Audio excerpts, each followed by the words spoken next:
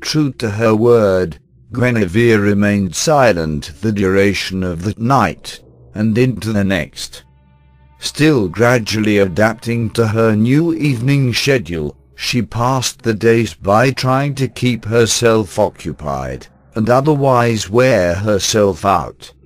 While her mentor slept, the young woman wandered the streets of the city, occasionally swiping a loaf of bread for his meals, or practicing her newfound skills by taking any shiny trinkets that just happened to suit her fancy.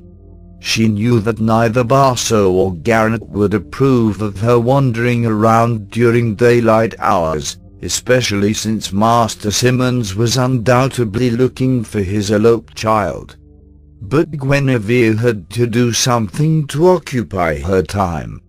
As she wandered the back alleyways of Skin Market, an idea came to her. She could practice her other skills too.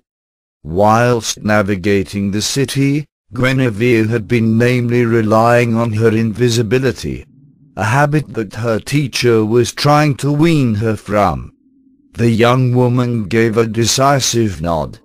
Yes, that was what she'd do with her morning. That's what she would do every morning, until she eventually adjusted to the nightlife. She still felt awful about antagonizing her teacher the other night. She hadn't meant to be rude. Guinevere was just naturally the talkative, curious type. But her curiosity had obviously stirred up deep pain for the thief, and she would stop at nothing to make amends for that. Somehow. A tin-can clattering to the cobblestone caused her to jump. Instinctively, Guinevere quickly hid behind the large crate, and watched and listened as two members of the city watch marched into view. One of the men held in his hand a shiny can of salted beets. Another one? Geez, I guess now I know why you've been so gassy lately. The guard nearest to Guinevere's hiding spot spoke up, waving his hand in front of his nose in disdain. See, there you go again. Relax, will ya? It's doctor's orders. He says that I haven't been getting enough nutrients with just eating meat and ale. Since when do you give a rat's arse about your health? Did the missus put ya up to this new diet? The other guard laughed. My wife doesn't care what they do anymore. This is for Molly. You mean your new favorite tart? Yep. The other guard burst out laughing. You taffer. Why in the hell would she want you to eat more beets anyway? She tells me that they're a new aphrodisiac. Said she read it in a book once. The guard finished his meal, tossing the can to the ground. His partner just sighed and shook his head. Hey, any word on that missing Simmons tart? Guinevere's eyes widened. She tried her hardest to slink even lower within her hiding place. No, guards have been looking for her for the last month. Still no word. They say she was last seen shortly after the incident with that family. Family? Yeah, the one that was found loitering outside the Simmons Manor. The second guard lowered his voice. They say that they were caught stealing from the manor's vault. I'm sure you can guess how Master Simmons reacted to that. The first guard gave a cruel laugh. Talk about suicidal. He shook his head. Guinevere, who had been listening into the entire conversation, now felt a sea of discomfort shake her person. That incident. That family. That mother and her two young girls. They were now without a husband and father. Because of her. Yeah, well, keep an eye out for her. Master Simmons is offering 1,000 gold reward for her return, plus. The guard's lips contoured into a disturbed smile. He said he doesn't care if someone has to rough her up a bit either. As long as she's alive, he'll pay. Guinevere winced at the harsh reminder of just how little she meant to her father. She was a tool to him, nothing more. She wondered if Garrett would still hate her so much if he knew the truth about her. The young woman sadly shut her eyes. She doubted it would matter at all. The guards laughed in unison, and then disappeared deeper into the alley. Once she was sure that they were long gone, Guinevere rose to her feet, wiping debris and mud from her new leather ensemble. Her heart burst with excitement and great pride. They had walked right in front of her, and without her spells, she had remained unnoticed. A new confidence filled her as Guinevere continued on her daily walk through the city. At this rate, Garrett would deem her ready to accompany him on his latest endeavor, an honor that she desperately wanted to receive.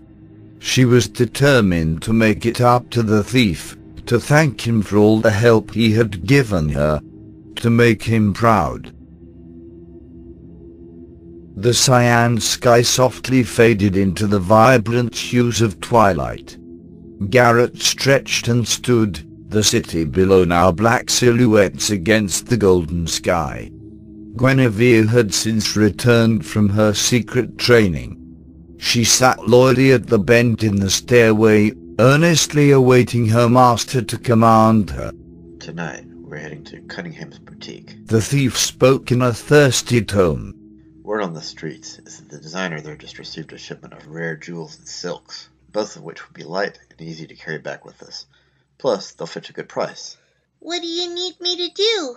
Guinevere replied, trying to sound respectful. She was through trying to make friends with Garrett. She had seen how well that had gone over. Instead, she now focused on holding true to the student-slash-teacher relationship that they had already established. I've been studying the place, looking for the best way in. Due to the expensive trinkets and baubles they sell, the place will be under heavy guard. Every door and window will lead straight to trouble. Then, how are we supposed to infiltrate the place? Guinevere inquired. It's simple. The air shafts. Garrett smiled a cunning grin, and Guinevere felt a slight tingle in her chest. Her celadon eyes danced. Something had been triggered within her. Guinevere had never considered herself very attracted to men. Truth be told, she wasn't attracted to anyone. Whether it was her nature, or other personal reasons, the young woman had never had so much as an interest in those who are tempted to court her. But there was something about Garrett. He despised her, and yet he still wanted to help her. Why was this? Was it the gold Barso had given him? Was she merely just another job to him? And if so, why couldn't he have just as easily left her in his mate's custody? The boxman seemed to like her well enough, almost becoming like a sort of uncle figure to her over the past month. As her mind began to process this new overload of information, her breathing quickened. Garrett had turned his attention back down towards the city, and Guinevere now found herself helplessly transfixed upon him. It had been obvious from the start that he was much older than her, at least twice her age.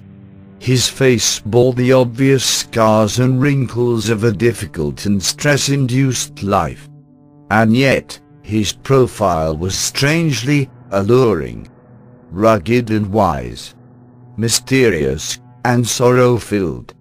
Guinevere shook her head. Was this really why she tried so hard to befriend Garrett? Get ready to go. I am. Her teacher's smoky voice prompted her to look up at him. His false eye captured glints of the sunset, while the entire left side of his face was concealed by musty shadows. Yes, sir, she proclaimed.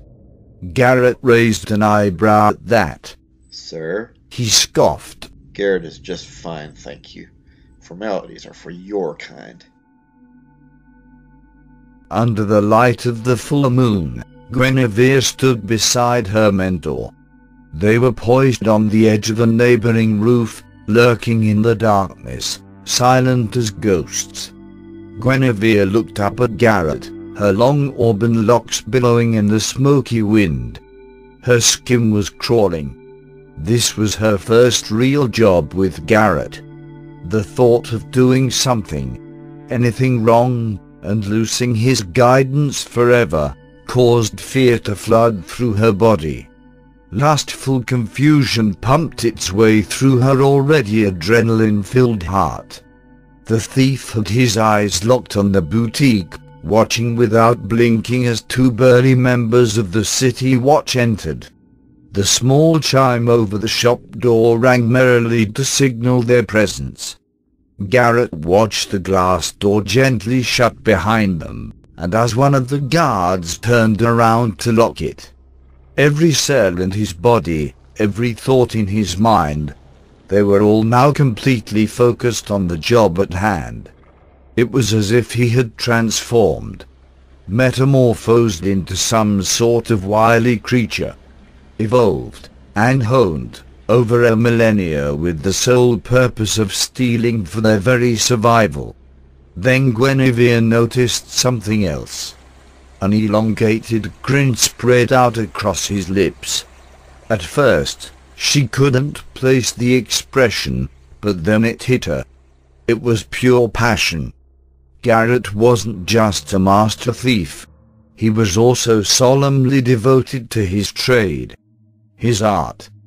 Guinevere began to ponder if she could ever devote even half this much drive to her own efforts. The road ahead of her was not for weak young girls who were barely women. But even still, she could feel it. The harsh, yet honest guidance that the thief offered her. How much she had learned. How much she wanted to continue to learn. The fact that she still owed him a life debt. One day, she'd manage to help the people of this city, and even Garrett. Her journey would be long and difficult, but it was also just beginning. She couldn't give up. She looked up again. She gasped as Garrett turned his head, and there fixed his firm glare upon her. That look. It beckoned to her, pushed her forward, unwittingly encouraging her to continue down this long and treacherous road. Ready? He whispered. Guinevere swallowed hard, trying to loosen the lump in her slender throat. Ready, She replied, trying to sound convincing. Good. Then let's go. The inside of the shaft was cold and dark. Guinevere hesitated to get inside, watching instead as Garrett slipped through without any thought. Taking a deep breath, she hesitated, and then entered after him. The material will be somewhere in the attic. That should be a straight shot from here. Garrett informed, crawling ever further through the shaft. He could hear Guinevere behind him, but not as loudly as he had planned on. She was getting better. Also, I believe it's time for another lesson. Lesson 6. Metal makes more noise than wood when stepped on. You'll need to position your weight accordingly. am I doing a good job? She asked, hopefully. You could stand to be a bit quieter. Garrett muttered. Okay, Guinevere spread her legs and arms wider apart, and scooched slower, trying to place an equal amount of weight on all four of her extremities. is that better? She hoped. Yes, very good. Guinevere felt herself blush. That had been the first compliment her teacher had ever given her. Deeper into the building they went, until a faint light could be seen filtering through a grated exit 7 yards away. Garrett looked behind him, and gave a decisive nod. This is it. He whispered. The materials we're after should be through that grate. That's when an idea hit the infatuated young woman. She had been practicing all week on her stealth. If she could be the one to swipe the jewels and fabrics, Garrett would have no choice but to allow her to accompany him to the House of Blossoms. Her new outfit was certainly slick enough. Maybe if she was careful. Eager to impress her teacher, Guinevere rolled onto her back and hastily tried to slip beneath the thief. But in the process, her belt buckle snagged up on Garrett's cloak. With a loud crash, the young woman fell flat against the air shaft. Garrett gasped at the sudden source of pressure pulling him down, and exclaimed when he realized what had happened. Guinevere, he whispered through clenched teeth. I'm sorry, Garrett. I thought I could squeeze through. The young woman apologized. He looked between their now fused bodies, noticing the source of the problem. What the hell did you just do? Can't you wait 5 minutes? The thief carefully positioned his right arm, balancing himself as he looked down to try and untangle the mess which his apprentice had just caused. Ow! You're squishing me! Guinevere yelped, feeling as Garrett's chest pressed against hers. He didn't answer her, still frantically looking to free the both of them. Ouch! Garrett! She cried out. The thief sighed in bitter frustration, and shoved his hand between the tightness of his thighs and Guinevere's snared belt. The young woman blushed wildly and gasped. Hey! Watch those hands! She fumed. Garrett's eyes flew open, and a look of shock illuminated his phased expression when he realized what she had just implied. I have no choice, Guinevere. I have to get us free. Well, do you have to touch my belt? Why the hell can't you just tear your damn cloak? She squawked. Her new feelings coupled with the awkward situation were making her extremely edgy. I'm not about to tear my cloak when I can simply untangle it. He shot her a stern look, making certain that she would not protest, and once again jiggled her belt. When it still refused to budge, Guinevere began to panic. Oh, this isn't good. No. You think? Garrett snarled. The young woman frowned. A long, awkward silence filled the air shaft. The heat from the two bodies was causing Guinevere to perspire, a sensation which she wasn't entirely used to. And being this close, this, pressed into Garrett, wasn't doing anything to calm her already anxious mind. She could feel his every breath, and she could smell a smoky, primordial musk coming from his body. She could feel Garrett's heart palpitating within his well-defined chest. He was beginning to panic, though he was obviously fighting to hide his desperation from her. Instinctively, her body began to react to the primal sensations and urges. Her pelvis tightened, and despite the imminent peril, her chest began to relax. A peach haze filled her head, and then... No. Enough was enough. She had to get free, to rid herself of such scandalous thoughts. The young woman fought and squirmed, with more determination than before. This, however, only prompted more noise to echo within the shaft. Guinevere, no. Stop! The thief prompted her, his voice growing louder. He hated to raise his tone, but the noise the young woman was making by thrashing around the air shaft was undoubtedly much louder.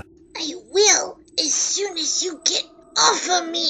She grunted. I'm trying to fix your mess, Guinevere. You're just going to have to endure the discomfort. No, I can't do it. Just stop. Garrett hissed at her defiance. He had heard enough. Grabbing her shoulder, he forced her to look at him. Guinevere froze, locked into his eyes once more. Eyes that she had been warned never to question again. She could feel how angry he was. Their bodies were now hopelessly squeezed together within the shaft, and Garrett's mind was racing. He had to get them out of this predicament, and he had no idea how he was going to accomplish that. His anxiety only mounted when a pair of loud footsteps entered the vicinity. I thought I heard something. It was coming from the air shaft.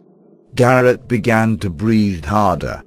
He scanned the vent in either direction, desperately searching for a way out. There was an exit back the way the two had come in. But it would do little good, unless he could free himself. Fast. Guinevere's heart pounded inside her chest, as she saw the face of an older member of the city watch peek through the vent.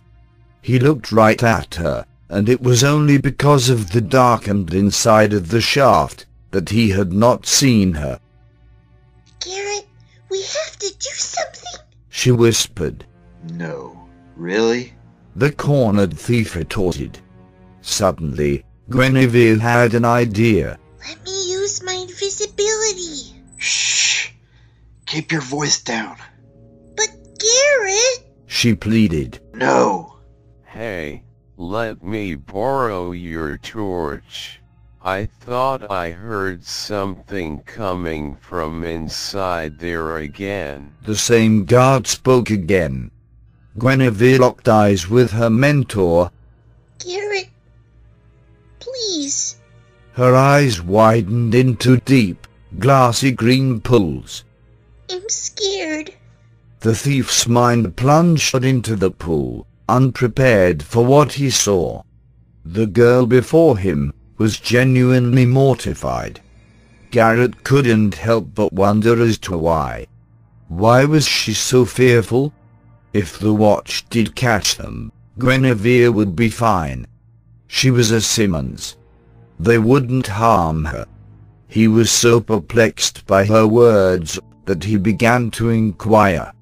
But Guinevere's next sentence silenced all questions. If they catch you, you'll die because of me.